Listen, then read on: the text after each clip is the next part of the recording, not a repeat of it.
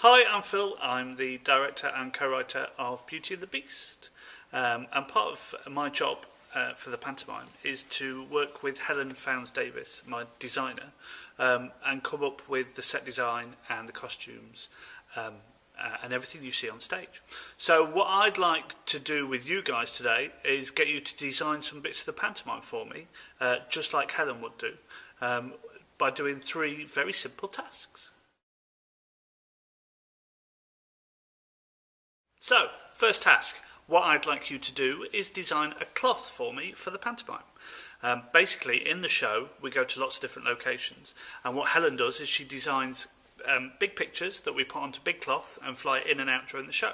So what I'd like you to do is design one with the Beast's castle, his garden, and his rose garden inside his little garden, and it's set in France, and it's slightly run down. So that's the Beast's castle, with his garden, so we see his roses, with lots of sunshine in the background.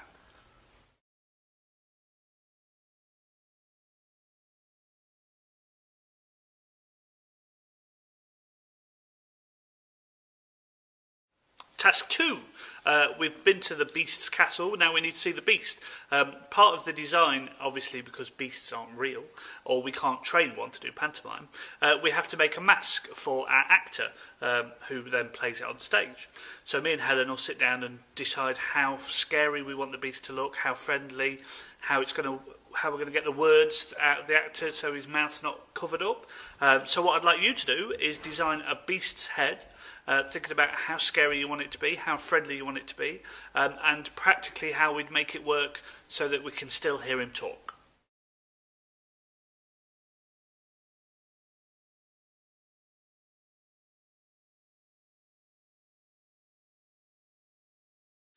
Task 3. As all good pantos, it has a happy ending. And the happy ending is that the Beast turns into Prince Charming and marries Beauty. Obviously, the film, we see the iconic yellow dress, but in pantomime, they go to the wedding. So what I'd like you guys to do is design Belle's wedding dress. Don't forget it needs a little rose motif in there, and it can't be yellow like the ballroom one. So it can be any colour, any design, your choice.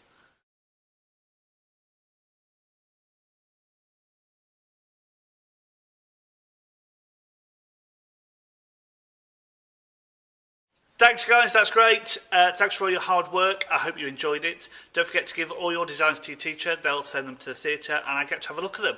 And I do hope you get to come see pantomime. And you never know, one day we might work together as a director and a designer. Cheers.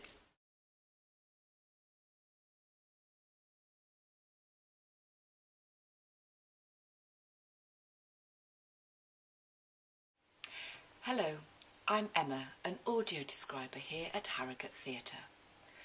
Audio describers give a live description of the performance as it is taking place to audience members who are visually impaired. This means that visually impaired people receive a full description of what the characters look like, what clothes they are wearing, and what the set looks like. To hear my description, they wear headphones throughout the show. The following tasks ask you to think about using effective descriptive words to describe character and setting, as I do when working with visually impaired people. Listen to the following audio clip and try to draw what I describe. The actual costume is shown on the next screen, so have a go first and see how close your impression of the costume is.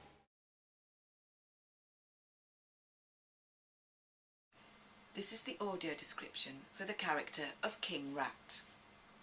In this production of Dick Whittington, the characters look as if they have just stepped out of a nursery rhyme book. King Rat is described as half man, half rat. In fact, he has the body of a man and the head and face of a rat. A man of medium height and slim build, he wears a pinstriped suit in wide stripes of dark green and black, with a white shirt, braces and a red bow tie. The tailored jacket is topped by overextended padded shoulders.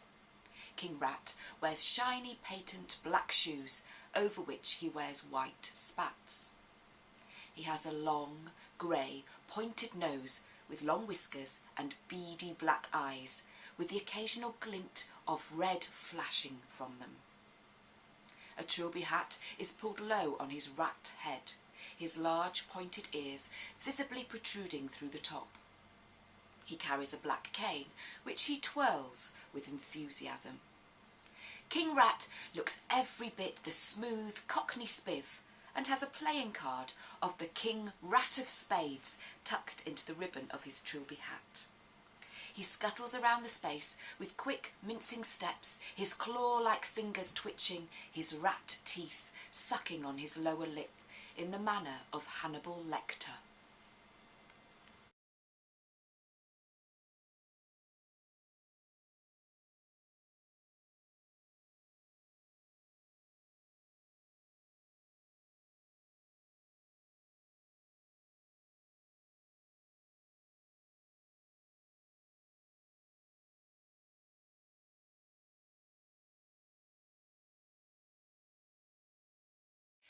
Using one of the photographs from a previous Harrogate Theatre pantomime, write a short description of what the character is wearing.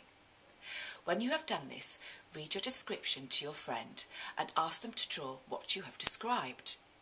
How accurate is the drawing? Can you change your description to make it clearer?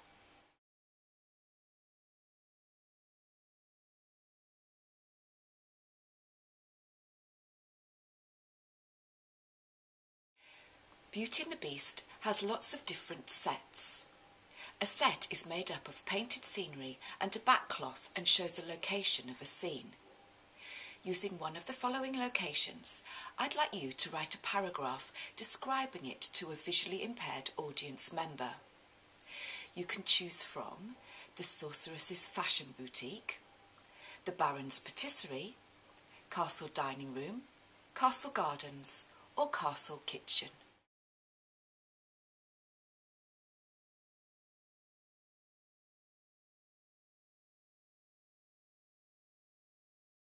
Now you should have someone else's description in front of you. I'd like you to design a set using the paragraph you've received. When you've finished, find the person who wrote your description and see if your drawing is what they had imagined, and vice versa.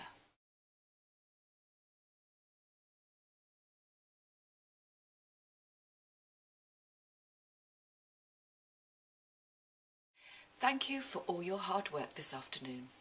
I hope to see you at Harrogate Theatre very soon.